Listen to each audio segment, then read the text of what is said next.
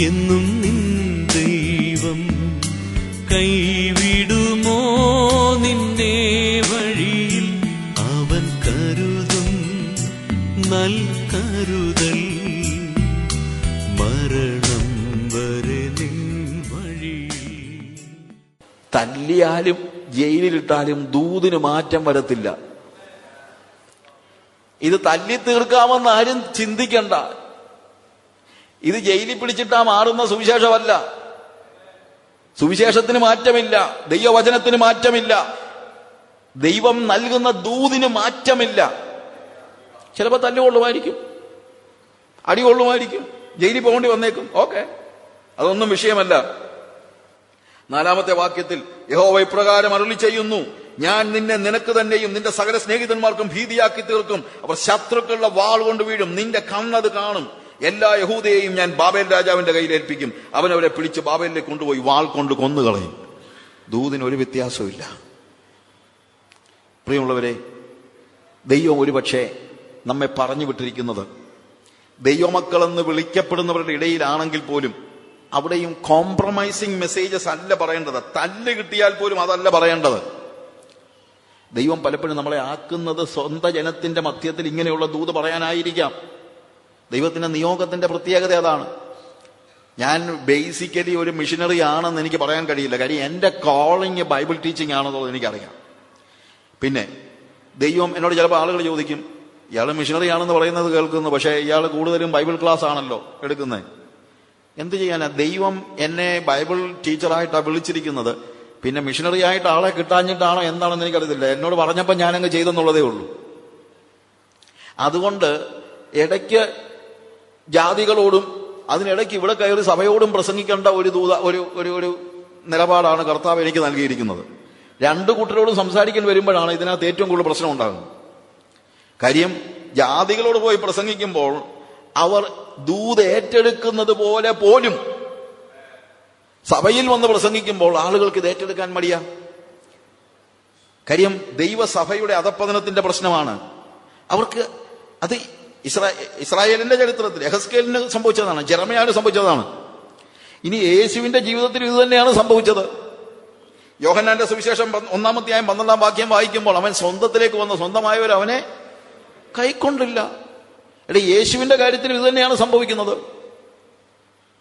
സ്വന്തം ജനത അവനെ കൈക്കൊള്ളുന്നില്ല. പൗലോസ് സുവിശേഷം അറിയിക്കാൻ വേണ്ടി പോയ കൂട്ടത്തിൽ, പൗലോസും ശീലാസും കൂടെ പോകുന്ന കൂട്ടത്തിൽ അവർ പറഞ്ഞൊരു കാര്യമുണ്ട്. നിങ്ങൾ ജാതികളോട് നിങ്ങളോട് പറയേണ്ടത് അത്യാവശ്യമായിരുന്നു. നിങ്ങൾക്ക് പൗലോസും ബർന്നബാസും കൂടെ പോകുമ്പോൾ പറയുന്ന കാര്യം ഇതാണ്, ജാതികളോട് നിങ്ങളോട് ആദ്യം പറയേണ്ടത് ആവശ്യമായിരുന്നു, പക്ഷെ നിങ്ങളത് കേൾക്കാൻ മനസ്സിലെങ്കിൽ ഞങ്ങൾ ജാതികളിലേക്ക് തിരിയും. That's all. അപ്പോൾ ദൈവത്തിന്റെ സഭയില് ദൈവം നമ്മൾ അവന്റെ പ്രതിനിധിയായി സുവിശേഷത്തിന്റെ സന്ദേശം, ഇതും സുവിശേഷത്തിന്റെ സന്ദേശം തന്നെയാണ്, അല്ലെങ്കിൽ മാനസാന്തരത്തിന്റെ സന്ദേശം ഇവർക്ക് കൊടുക്കുമ്പോൾ അത് അവർ അക്സെപ്റ്റ് ചെയ്യാതിരിക്കാനുള്ള കാരണം എന്താണ്? കാരണം എന്താണെന്ന് ചോദിച്ചാൽ ഞാൻ മുമ്പേ പറഞ്ഞതുപോലെ ഒരു പക്ഷേ ഇത് മത്സരമാണ്. അവർ മത്സരിക്കുകയാണ്. കാര്യം അവർ മത്സരികളായ ജനതയാണെന്ന് പറയുന്നുണ്ട്. അവരും അനുസരിച്ചിട്ടില്ല, അവരുടെ പിതാക്കന്മാരും അനുസരിച്ചിട്ടില്ല എന്ന കർത്താവ് പറയുന്നത് അല്ലേ? അവർ ദൈവത്തോട് മത്സരിക്കുകയാണ്. എന്നാൽ അതുപോലെ തന്നെ ഈ മത്സരം പോലെയോ അതിനപ്പുറത്തോ ഉള്ള ഒരു പ്രശ്നം ഇന്നത്തെ സഭയിലുണ്ടെന്ന് എന്റെ ചിന്ത. അതെന്നു ചോദിച്ചു കഴിഞ്ഞാൽ ആത്മീകതയ്ക്ക് പകരം നിൽക്കുന്ന എന്നുള്ള വാക്ക് കറക്റ്റ് അല്ല, ആത്മീകതയെ അനുകരിക്കുന്ന ഒരു വ്യാജ ആത്മീയത ഈ സഭയിൽ കടന്നുകൂടി. നമ്മുടെ സഭയിൽ ഒരു ട്രൂ സ്പിരിച്വാലിറ്റി എന്താന്ന് പോലും ഇന്ന് ആളുകൾക്ക് അറിയാൻ വയ്യാത്ത രീതിയിൽ പൗലോസ് പറയുന്നത് പോലെ മറ്റൊരു യേശുവിനെയും മറ്റൊരു സുവിശേഷം പ്രസംഗിക്കുന്ന മറ്റൊരു യേശുവിനെ പ്രസംഗിക്കുന്ന വേറൊരു ആത്മാവുള്ള ആ ആത്മവ്യാപാരം നമ്മളുടെ സഭയിൽ കടന്നുകൂടിയതാണ് ഇന്ന് ശരിക്കും യഥാർത്ഥ ദൈവത്തിന്റെ കയ്യൊപ്പുള്ള പ്രവാചകനെ ആളുകൾ തല്ലാൻ കാര്യം. തല്ലാന്ന് പറഞ്ഞാൽ ഫിസിക്കൽ തല്ല് മാത്രമല്ല ഞാൻ ഉദ്ദേശിക്കുന്നത്. എന്തുകൊണ്ട് ഈ വ്യാജ ആത്മീയത? കാര്യം ഇവരുടെ പ്രിട്ടൻഡൻസ്, ഒരു pretending spirituality, that is something very വളരെ മോശമായ നിലയിലുള്ള ഒരു വ്യാജ സ്പിരിച്വാലിറ്റി. അതിന്റെ പ്രോബ്ലം എന്താണെന്ന് ചോദിച്ചു കഴിഞ്ഞാൽ ഇത് കള്ളനോട്ട് ഒക്കെ പറഞ്ഞു കഴിഞ്ഞാൽ ഈ കള്ളനോട്ട് കള്ളനാണെന്ന് പോലും തോന്നാത്ത കള്ളനോട്ട് ഉണ്ടാക്കുമ്പോഴത്തേക്ക് ആരും എന്താണ് വെറുതെ അവിടെ ഇവിടെയും കുറച്ച് ഒരു സൈഡ് മാത്രം പ്രിന്റ് ചെയ്ത് ഏതെങ്കിലും ഒരാൾ കള്ളനോട്ട് തരുമോ? ഒന്നുമില്ലല്ലോ.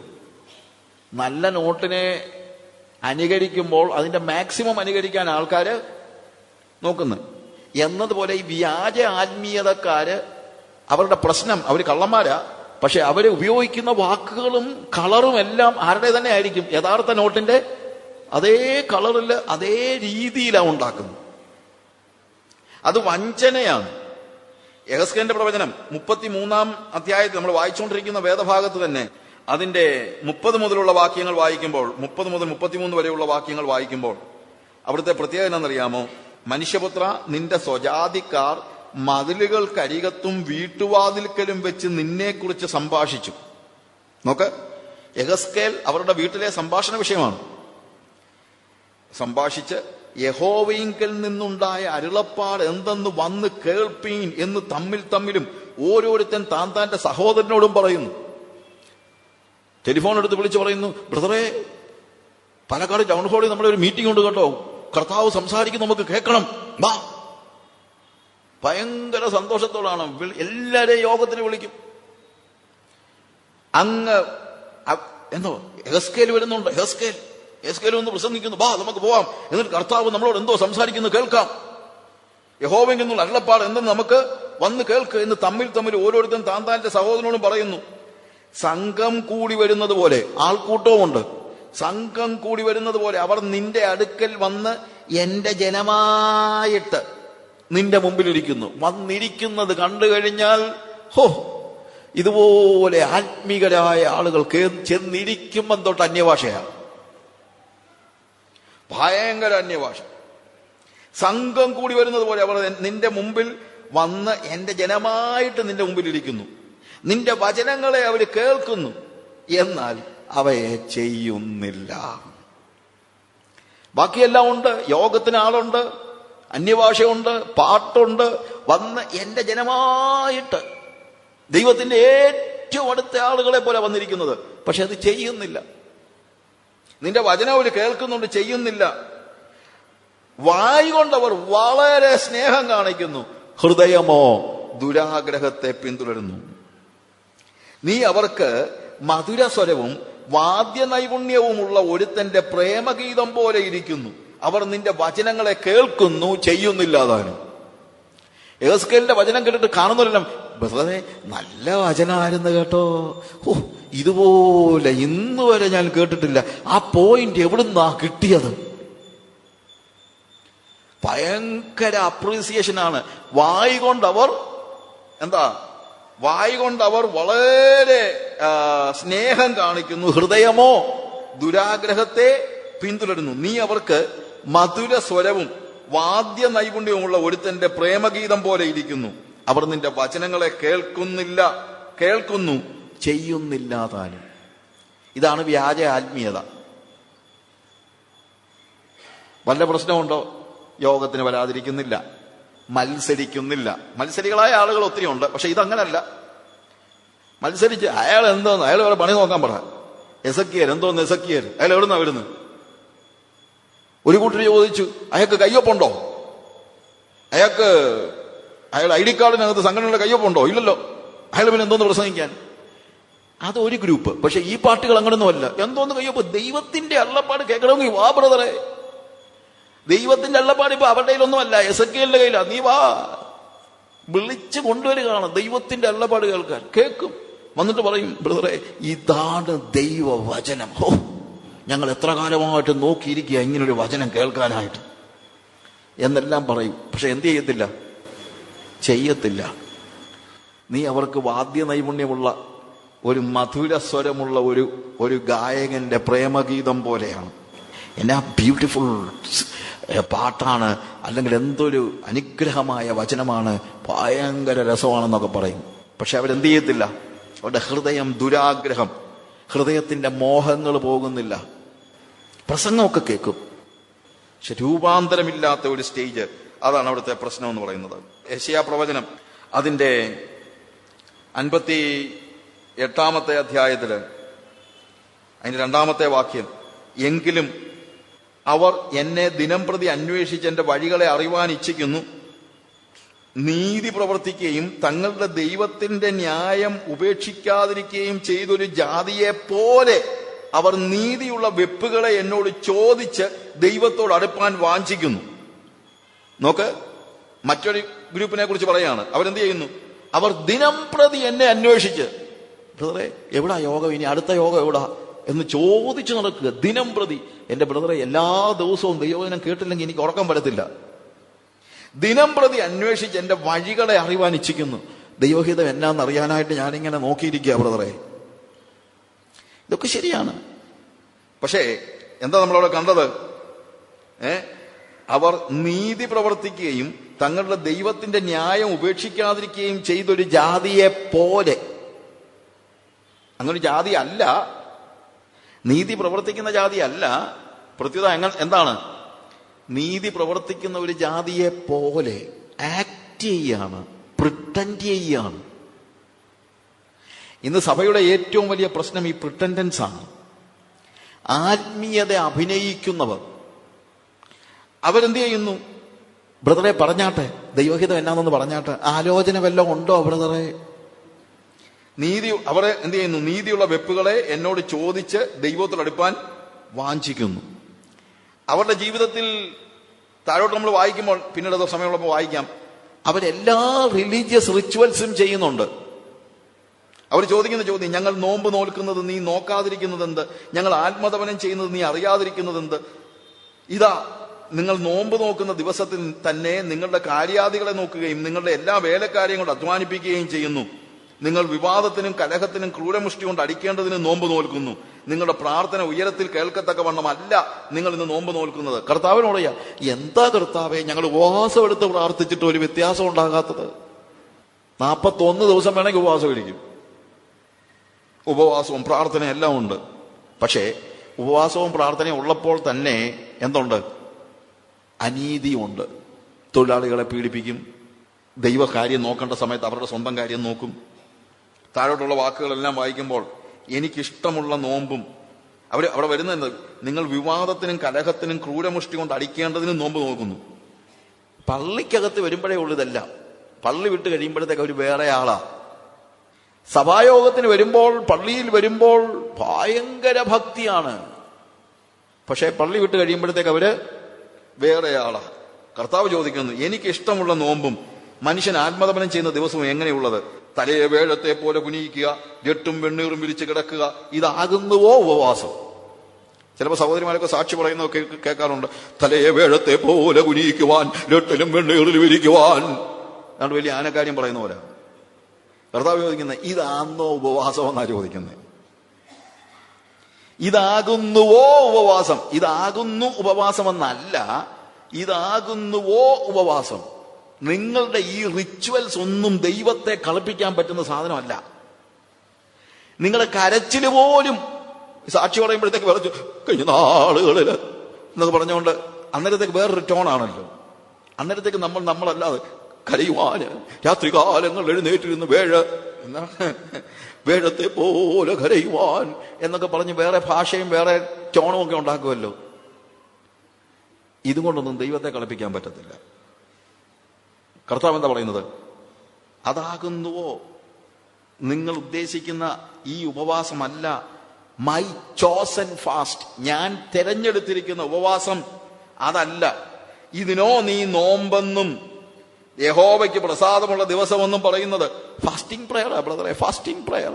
ഇതാണോ ഫാസ്റ്റിംഗ് പ്രയർ എന്നാ കർത്താവ് ചോദിക്കുന്നത്? ഇതാണോ ഫാസ്റ്റിംഗ് പ്രയർ? എന്താണ് ഫാസ്റ്റിംഗ് പ്രയർ? അന്യായ ബന്ധനങ്ങളെ അഴിക്കുക, നുകത്തിന്റെ അമിക്കയറുകളെ അഴിക്കുക, പീഡിതരെ സ്വതന്ത്രരായി വിട്ടയക്കുക, എല്ലാ നുകത്തെയും തകർക്കുക. ഇതല്ലയോ എനിക്കിഷ്ടമുള്ള ഉപവാസം? അനീതി കാണിച്ചിട്ട് ഉപവാസം എടുത്താൽ അത് ദൈവത്തിന് ഇഷ്ടമുള്ള ഉപവാസമല്ല. നിങ്ങൾക്ക് ആത്മീയത കളിക്കാൻ പറ്റും, പക്ഷെ ദൈവം അത് കേട്ടിട്ട് ഒന്നും അവന് തോന്നുന്നില്ലെന്നല്ല, തോന്നുന്നുണ്ട്. തോന്നുന്നത് നീ കാണിക്കുന്നത് തോന്നിവാസമല്ലയോ എന്നാ തോന്നുന്നത്. പ്രിയമുള്ളവരെ, ഈ വേദഭാവമൊക്കെ നിങ്ങൾ വായിച്ചിട്ടില്ലേ? എന്താണ് ദൈവത്തിന്റെ ചോസൻ ഫാസ്റ്റ് എന്ന് പറയുന്നത്? ദൈവം ഇഷ്ടപ്പെടുന്ന ഉപവാസം എന്ന് പറയുന്നത് നീതി, ന്യായം, മറ്റുള്ളവരെ സ്നേഹിക്കുന്നത്, മറ്റുള്ളവരോട് വിരോധവും അസൂയയും പകയും പിണക്കവും വെച്ചിട്ട് 40 ദിവസമല്ല 80 ദിവസം ഉപവാസം ഇരുന്നാൽ എന്താ ഗുണം? ആദ്യം മറ്റുള്ളവരോടുള്ള നിന്റെ ബന്ധം ശരിയാക്ക്, നിന്റെ റിലേഷൻ ശരിയാക്ക്. നീ ആരാധിക്കാൻ ചെല്ലുമ്പോൾ നിന്റെ സഹോദരന് നിന്നോട് എന്തെങ്കിലും ഉണ്ടെന്ന് തോന്നിയാൽ നിന്റെ വഴിപാട് യാഗപീഠത്തിന്റെ അടുത്ത് വെച്ചേച്ച് തിരിച്ച് വീട്ടിൽ ചെന്ന് അവനോട് നിരന്നുകൊള്ളുക എന്നാണ് വേദോസം പഠിപ്പിക്കുന്നത്. ദൈവം എന്നും നിൻ ദൈവം കൈവിടുമോ നിന്നെ വഴിയിൽ? അവൻ കരുതും നൽകരുതൽ, മരണം വരെ നിൻ വഴിയിൽ. അവൻ കരുതും നൽകരുതൽ, മരണം വരെ നിൻ വഴിയിൽ. നീ ആർത്തിയിടുക, മോതാൽ തുള്ളിയിടുക, യേശു നിന്നോഹരിയാ. നീ ആർത്തിയിടുക, മോതാൽ തുള്ളിയിടുക, യേശു നിന്നോഹരിയാ.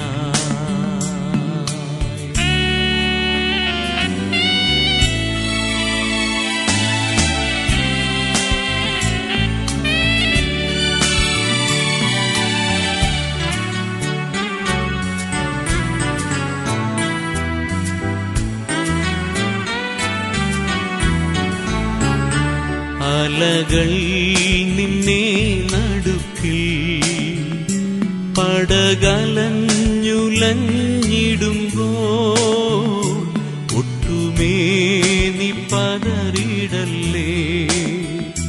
ചാരെ വന്നിടും നിൻ നായകൻ, ഒട്ടുമേ നീ പതറിടല്ലേ. ചാരെ വന്നിടും നിൻ നായകൻ. നീ ആർത്തിയിടുക, മോതാൽ തുള്ളിയിടുക, യേശു നിന്നോഹരിയാ. നീ ആർത്തിയിടുക, മോതാൽ തുള്ളിയിടുക, യേശു നിന്നോഹരിയാ.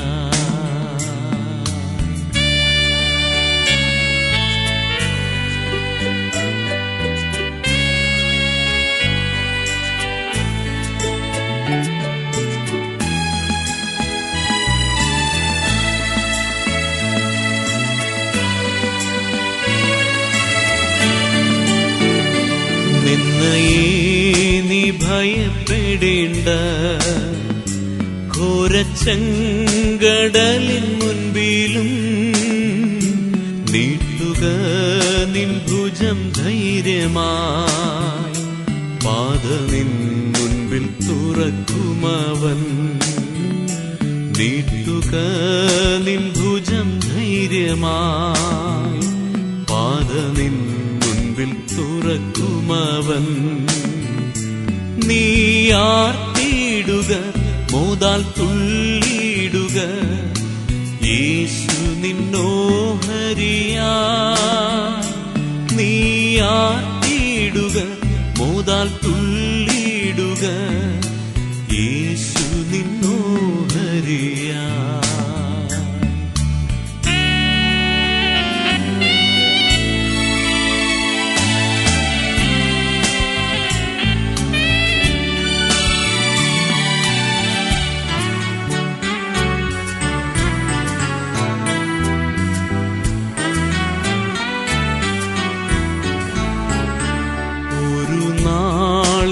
എത്തിടുമാ ശോഭിത തുറമുഖത്ത് കാന്തന്മാർവതിൽ